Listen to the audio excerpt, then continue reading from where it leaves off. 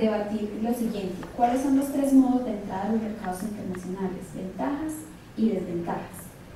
Bueno, como modos tenemos la exportación, el licenciamiento y la inversión. Dentro de la exportación, las ventajas que tenemos es la apertura de nuevos mercados, globalizamos mucho más nuestro producto, obligamos a las empresas a ser muchísimo más competitivas, no hay dependencia de un solo mercado, generamos empleo y diversificamos los mercados. Sí. Yo creo que ahí vale la pena decir una cosa, y es, con la entrada a la apertura de 1991, la apertura de Gaviria, se verificó buena parte de los elementos que está diciendo Yasmín. Y el hecho de que aquí hubiera habido una economía proteccionista y que muchas empresas, por ejemplo, no fueran competitivas. Y luego con la exportación de capitales que se dio acá, se verificaron esas fallas en las empresas. Sí. Y una de las ventajas, como tú lo decías, es que las empresas se ven obligadas a innovar, a implementar sistemas de calidad para poderse abrir a los mercados. Igualmente pueden ofrecer en el mismo mercado nacional productos de muy buena calidad. Entre las desventajas está la fluctuación del dólar, la revaluación del peso, que como no es seguro el valor del peso, entonces las empresas siempre estarán en constante expectativa de qué pueda pasar. Otra desventaja es la competencia extranjera, porque si es muy fuerte, con los precios sobre todo bajos, y Colombia no tiene la posibilidad de tener esos precios, pues es una gran desventaja para la empresa colombiana, porque si le bajan los precios no va a tener rentabilidad, también eso repercute en toda su parte económica y financiera. Los países exportadores como Alemania, por ejemplo, se ven fuertemente perjudicados con la variación del dólar, como para apoyar lo que dice la doctora Alejandra. Y es que la medida en que la gente del exterior se vea con menos capacidad de adquisición, entonces pues realmente van a hacer las ventas. Por eso después exportar está muy amarrado también a esas evaluaciones o a las fluctuaciones de la moneda. Okay. Y llegamos entonces a las ventajas de la inversión. Inversión directa de capitales industriales por condiciones de menos requerimientos laborales. Si las economías son estables, aportan un desarrollo del producto. La situación geográfica, hablábamos que Colombia es centrada a la América del Sur, es un puente para que los otros países puedan ingresar aquí a América del Sur, y es indispensable para el desarrollo del país, para ayudar al desarrollo de todo el país. Generación de empleo, más entrada de divisas. Pero hay que decir también dos cosas. Hay ejemplos internacionales, por ejemplo, el norte de México, la maquila del norte de México es un buen ejemplo del tema de inversión extranjera directa. Sobre la base de que las leyes laborales, y eso pasa también en los países como Colombia, se colocan al servicio de esas inversiones, es decir, para que haya un ambiente adecuado para que se sientan atraídos para poder hacer inversión. Pero también hay que mirar la otra cara, y es muy importante decirlo, y es que muchas veces las inversiones que se hacen en estos países dejan al país también en la necesidad de desarrollo propio. Me explico, cuando se invierte, por ejemplo, en el sur de Colombia, para el desarrollo de biocombustibles con palma de aceite, todo ese desarrollo tecnológico va para la exportación de biocombustibles, pero nosotros tenemos otro tipo de necesidades acá, que el inversionista no está interesado en suplir. Entonces hay que dar unos huecos, unas brechas, que hay que mirar con mucho cuidado en los países. Desventajas. Eso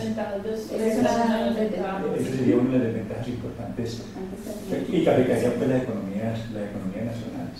Hay que poner mucho cuidado con el manejo de las inversiones. ¿De dónde provengan? De dónde provengan. Okay. Está también el licenciamiento, las ventajas. Bueno, tenemos la percepción del dinero por el uso de la marca, el incremento del nivel de rentabilidad, el incremento del nivel de recordación y de imagen. Eso es importante porque cuando tenemos, por ejemplo, franquicias de nuestras empresas en otros países, pues vamos posicionando la marca y nos vamos expandiendo, nos vamos volviendo fuertes.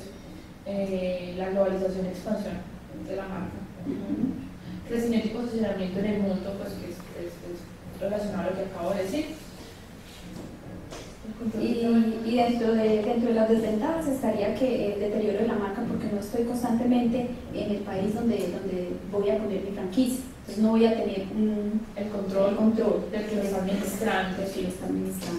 Hay cosas que facilitan, por ejemplo, el tema de los licenciamientos. Cuando usted puede hacer un acuerdo, un contrato, algún tipo de convenio con una persona y dice, listo, lleva mi marca, lleva mi imagen, lleva mi producto, la escuela con que se va a formar es este.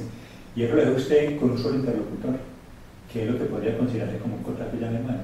Entonces, dejarlo con un solo interlocutor significa que usted le quita pesos para el desarrollo de la marca ya, para ver qué locales hay, pues, para entender la cultura y eso. Y aquí para allá, para usted es transparente. Entonces, es una ventaja muy, muy grande en el momento de hacer licenciamientos. Sí. Pero y desventaja, porque el contrato ya de mano también es desventaja, que uno no tiene el poder absoluto y que esta persona que uno esté contratando, supuestamente su confianza, manipule todo el proceso en ese país. O falle, le pase algo. O sea, hay un riesgo muy importante. Sí, porque no guarda toda la confianza en eso. Segundo, ¿cuáles son las enseñanzas de las lecturas? Mejorar la cooperación entre las empresas y no escoger equivale a escoger. El ejemplo del cuero colombiano para las empresas colombianas, según el libro Arando en el Mar. Bueno, de estas lecturas que realizamos podemos sacar la conclusión de que trabajar en forma cooperativa en diferentes eslabones de la cadena de valor, ¿cierto? Es muy importante que las empresas trabajen en equipo, en su producción, trabajen todo el clúster de la cadena, toda la cadena de valor, desde la producción, desde los proveedores, el que hace toda la transformación de la materia, el que la distribuye, los canales de distribución, hasta el consumidor final. Que todos estén hablando el mismo idioma, que estén con los mismos estándares de calidad, que haya muy buena comunicación, que se fijen reglas desde el principio para que todo el proceso de la producción del bien, del producto, sea muy bueno y no sea muy conveniente. Y como lo que tú dices, que sean unos eslabones, porque uno va a depender del otro, la función que uno haga va a ser efectivo y exitoso en la otra función. Es muy importante que en Colombia se maneje muchísimo el tema de cooperativismo. Entre las empresas. Sí, entre las cadenas de producción, ¿cierto?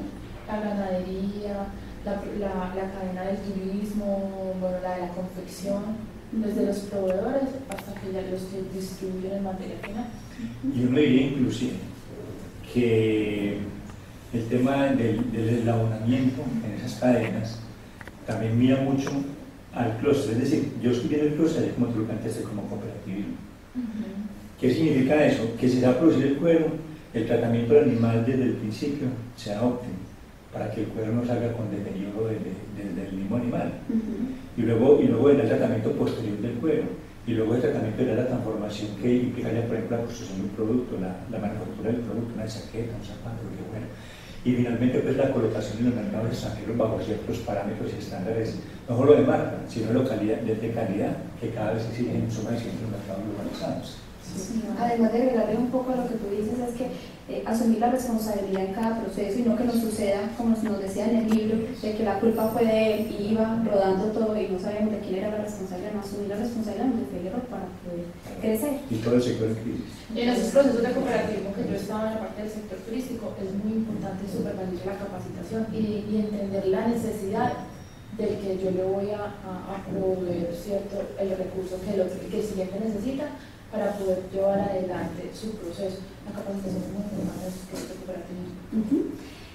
Menciona sobre 3 vías que ayudan a las empresas a salir de los océanos rojos y a reconstruir las realidades del mercado, y por qué es importante que las empresas colombianas tomen en cuenta esas vías en su proceso de internacionalización, según el libro Océanos Azules.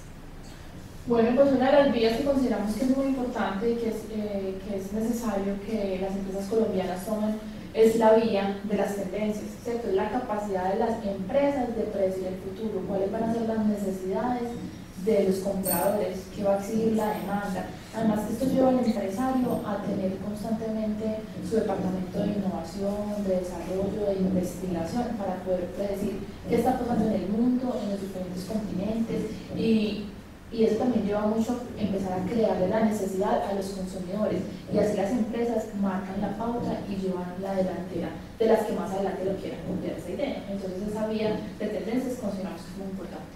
Otra vía importante es explorar ofertas complementarias de productos o servicios. Como lo decíamos, esta es una vía en donde servicios o productos sustitutos pueden ser mucho mejor o darle un valor mucho más agregado a ese producto que es primordial.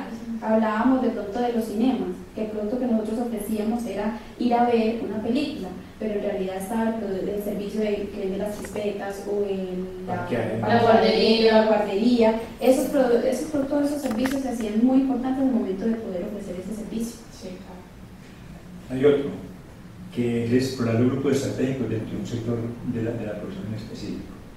Eso implica hacer un análisis de brechas y ver en qué parte puede uno entrar a satisfacer una necesidad específica. Yo creo que hay un ejemplo muy particular que sirve para ilustrar el tema y es el de curvas.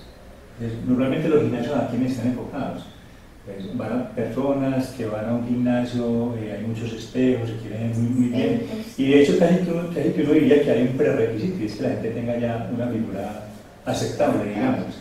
Pero hay un grupo de personas allí que no hace ese tipo de gimnasios porque son mixtos, porque hay hombres que la van a mirar, porque por pronto tienen ciertas curvas que no aparecen bajo estos estándares, no son muy atractivas, porque tienen otros horarios, son en esencia más de casa y tienen otros intereses. La exigencia del espejo. Claro, ahí aparecen curvas. Curvas, por ejemplo, llenas al vacío. ¿Qué hizo? Se metió, hizo un túnel, aprovechó esa brecha y dijo, aquí hay una opción de negocios para un segmento específico del mercado, y lo supo leer dentro de todo el contexto del mercado. Yo creo que esa estrategia de explorar un grupo estratégico dentro de un sector específico permite luego crear y navegar en esos océanos azules. Sí. Cuarto, ¿qué factores aceleran la globalización y cuáles constituyen un freno? ¿Son temporales o definitivos? Hay una cosa importante ahí. La globalización históricamente existe, digamos, desde el Imperio Romano e inclusive antes. Pero en términos de la economía y en términos de los mercados, la tendencia de la economía a la existencia de capitales monopólicos transnacionales ha hecho que esos capitales, una vez controlados los mercados locales, se dan en la obligación de exportar capitales, de exportar tecnología. Y eso es lo que ha acelerado ese proceso de globalización, porque tienen que salir de sus mercados nativos. O sea, uno no ve un Nokia vendiendo solamente celulares en su país. Uno no ve un Siemens solamente desarrollando tecnología, toda la cadena que tienen solamente para Alemania. Como son tan fuertes ya en Claro, obligatoriamente se tienen que expandir. Entonces, la existencia de capitales monopólicos que son tan gigantes y pueden hacerlo sin ningún problema, es un factor que acelera la globalización. ¿Es un factor temporal o definitivo? Sí. Yo diría que con la tendencia que hay hoy de la economía es un factor definitivo. Hoy. Seguramente en su momento naciente uno diría era temporal, pero hoy ya se ha demostrado que es una tendencia natural de la economía, por lo tanto uno lo puede tratar como definitivo. Y se ve más claro que están monopolizando los países, diferentes países. El otro tema importante también es la necesidad geopolítica. O sea, la llegada, por ejemplo, y la permanencia de países potencias como Estados Unidos en el Medio Oriente hace que se globalicen muchas cosas, que se globalicen sus sectores fuertes, por ejemplo, telecomunicaciones a través de empresas como Cisco, obviamente su petróleo, pero también su cultura. Y eso es una característica específica de un país potencia. Eso podemos hablar también que es un factor Sí, definitivo, sí, porque claro. es como lo que hablábamos, que es como una colonización del país, ya Claro, se quedan ahí, se claro. arraigan y se apoderan de ese territorio. Así es, muy buena colonia. Estamos hablando entonces de los factores que aceleran Sí. la globalización, ¿cierto? Hay otro tema, ese de los países pobres. Yo diría que la rentabilidad que hay en los países pobres. O sea, cuando uno va a exportar, como decíamos ahora, y existe la posibilidad de que haya una rentabilidad, ¿qué hace uno? Pues exporta. Pero entonces eso sí está amarrado a las condiciones político-económicas del país. Eso sí podría ser un factor temporal. Es un factor temporal. Y los factores que frenan la globalización, barreras de las naciones para la entrada del producto, todas las barreras arancelarias, todo lo que les exigen a aquellos países para poder ingresar a esos otros mercados. Obstáculos Son obstáculos. Okay. Está el proteccionismo, están los sistemas económicos que definen la política de un país, la política de un país, el factor de confianza de un país. Eso frena muchísimo la globalización, porque si un país como estábamos nosotros antes de que el presidente Uribe estuviera con nosotros, no había un nivel de confianza en el país y por eso todos los capitales extranjeros estaban yendo. Ya cuando él vino y trajo esa confianza en el país, volvieron nuevamente a invertir en nuestro país. Y eso también en algún momento frenó que Colombia hiciera parte como de esa globalización, sino que se quedara rezagada. Por no le hizo más lento. Sí, lo hizo más lento. Bueno, muchas gracias. ¿Algo más que agregar acerca de algún comentario de las preguntas? No, Yo creo que todas las felicito, son muy claras conceptualmente. Muchas gracias.